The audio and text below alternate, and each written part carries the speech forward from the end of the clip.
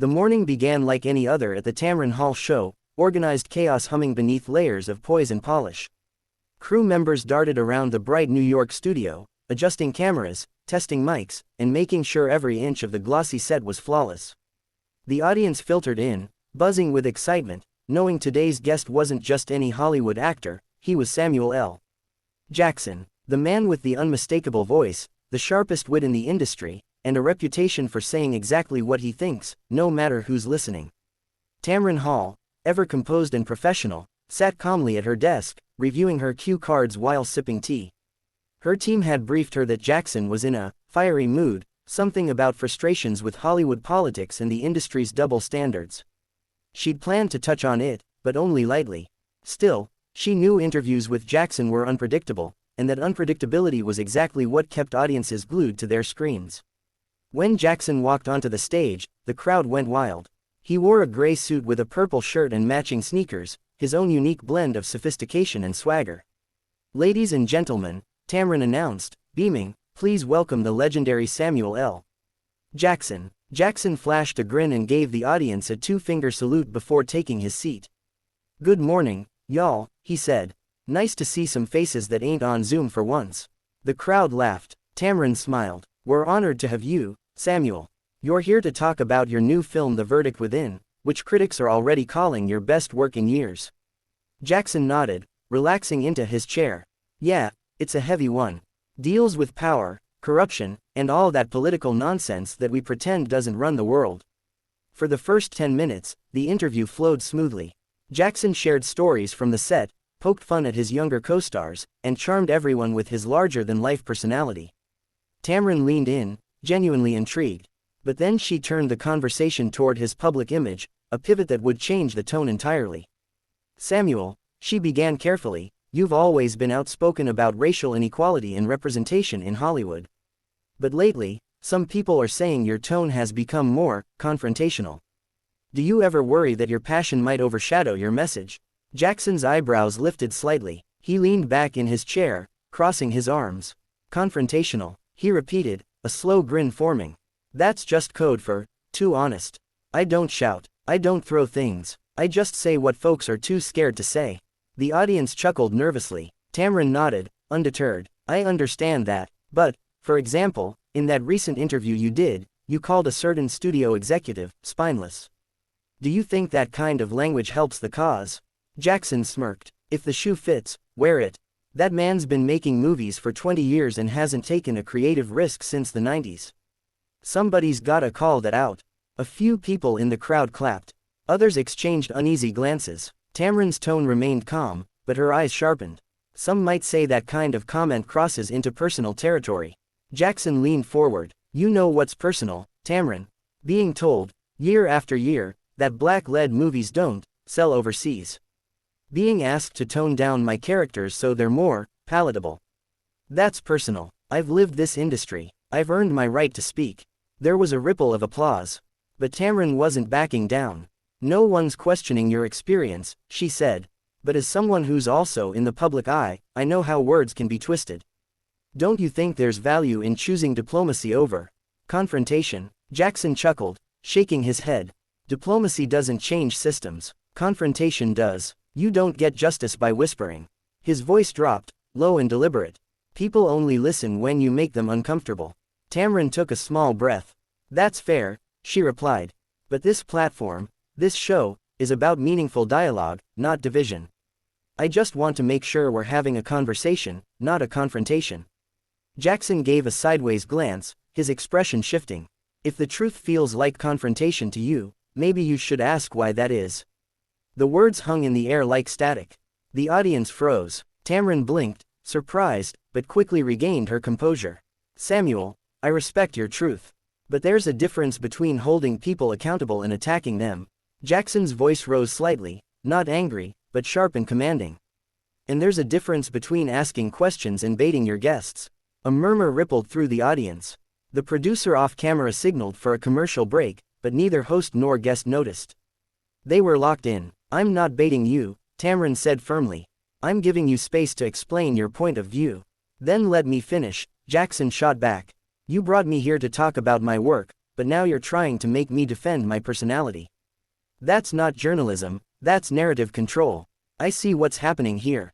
Tamron sat back slightly, still composed but visibly irritated.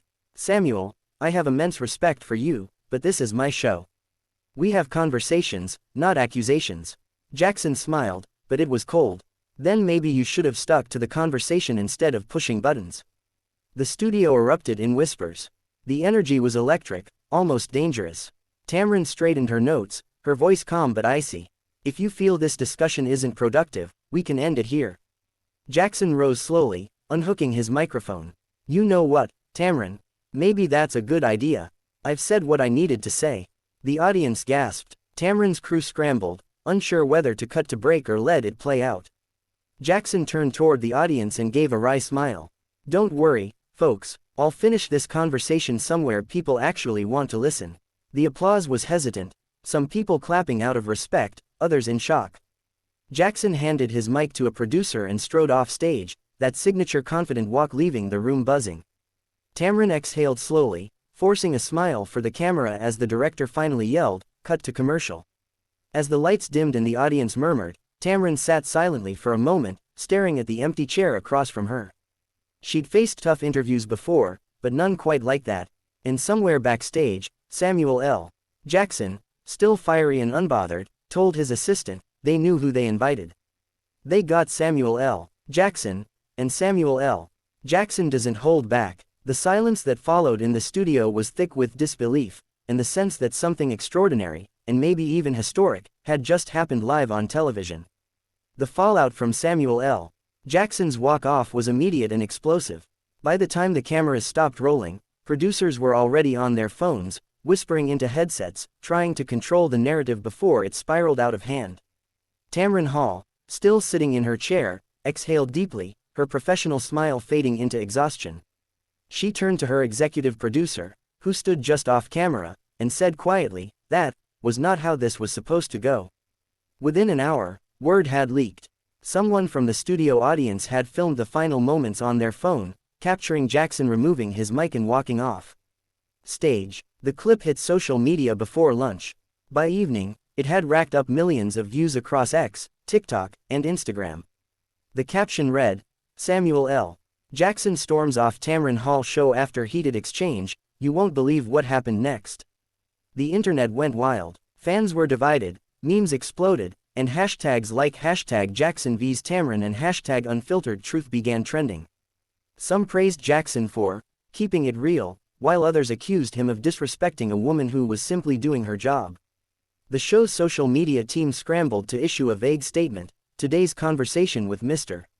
Samuel L. Jackson became unexpectedly intense. We appreciate his passion and thank our audience for their continued support. Behind the scenes, however, tensions were running high. Tamron's producers debated whether to air the interview at all. Some argued that showing it would boost ratings beyond anything the show had ever seen. Others warned it could damage Tamron's reputation for maintaining control and respect on set. We can't look like we lost control of the show, one producer said. She's known for grace under pressure, not chaos. Meanwhile, Samuel L. Jackson was in no mood for damage control. His team, used to his unapologetic bluntness, didn't even try to rein him in. When a reporter caught up with him outside his hotel later that night and asked about the confrontation, he simply replied, if you invite me to speak, expect me to speak. I'm not reading from anyone's script. By the next morning, the story was on every entertainment outlet in the country. Entertainment Weekly.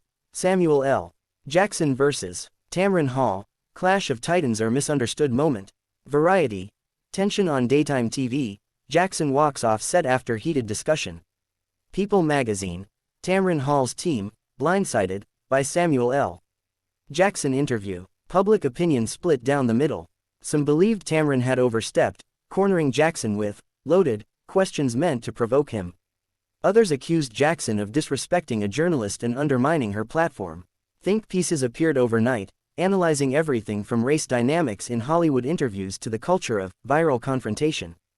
3 days later, Tamron broke her silence.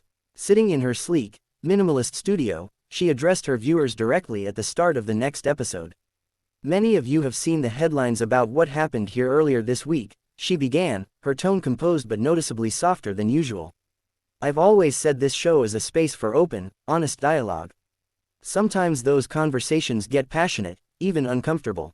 But I believe those moments are where real understanding begins. I have nothing but respect for Samuel L. Jackson and his contributions to our culture. That interview reminded us that truth-telling isn't always pretty, but it's necessary. It was a masterclass in diplomacy. Her words struck a balance between acknowledging the incident and refusing to fuel the fire. Still, critics and fans alike analyzed every syllable. Some praised her professionalism, others called her statement, "damage control in a designer dress." Jackson, for his part, took a very different approach. 2 days later, he posted a short video on X. Sitting in a casual hoodie and cap, sipping coffee, he smirked at the camera and said, "No beef. No drama. Just honesty. Some folks want conversation, some want control. I don't do control." He raised his coffee cup. Peace and truth, people. The clip hit 10 million views in 24 hours. His fans loved it. "That's the Samuel we know," one comment read. Unfiltered, unshaken, unbothered. But the media wasn't done yet. A week later, leaked reports surfaced suggesting that producers of the Tamron Hall show had encouraged Tamron to press Jackson on his controversial remarks for ratings. Anonymous insiders claimed that before the show, a senior producer had told her, "Push him a little, viewers love when he gets fired up." If true, that revelation flipped the entire narrative. Suddenly, Jackson's reaction didn't seem so unprovoked. Talk shows debated it endlessly. "If you invite Samuel L. Jackson, you know what you're getting," one panelist said on The View. "You don't poke a lion and act shocked when it roars." The controversy boosted the show's ratings beyond anyone's expectations. When the episode finally aired, edited but mostly intact, it drew record-breaking numbers. Nearly 9 million people tuned in, making it the show's most watched episode since its debut. Viewers were glued to their screens as the confrontation unfolded. The silence between Tamron's sharp question and Jackson's piercing comeback was replayed over and over online like a cinematic moment. ABC executives were thrilled with the ratings, but Tamron herself was conflicted. Though she handled the situation with grace, she didn't enjoy being at the center of a media storm. Colleagues and friends reached out privately, assuring her she'd done nothing wrong. Yet she couldn't shake the feeling that the entire ordeal had been orchestrated, not by Jackson, but by her own team. As for Jackson, the incident only seemed to add another layer to his legendary status. He appeared at a film premiere 2 weeks later, where a reporter asked if he'd ever go back on Tamron's show. He laughed and said, "If they invite me back, sure. But maybe next time, we'll keep the mics running the whole time." The crowd burst into laughter. Despite the tension, time began to soften the edges of the drama. A month later, both Jackson and Tamron were invited to the same charity gala in Los Angeles. It was inevitable they'd cross paths. Cameras flashed as Jackson entered the ballroom, dapper in a velvet jacket, while Tamron, radiant in silver, mingled with guests near the main stage. When they finally spotted each other, the entire room seemed to pause. Tamron smiled first. Jackson smirked in return, walking over. "Didn't think I'd see you this soon," he said. She tilted her head, eyes glinting. "I figured we'd meet again. TV isn't big enough to keep us apart forever." They shook hands, exchanged a few quiet words, no drama, no cameras this time. Later, insiders claimed Jackson had told her, "No hard feelings," and Tamron had replied, "Same here." Next time, off the record. Neither ever confirmed that exchange, but both spoke kindly of each other in later interviews. Jackson, while promoting another film months later, said, "Tamron's tough.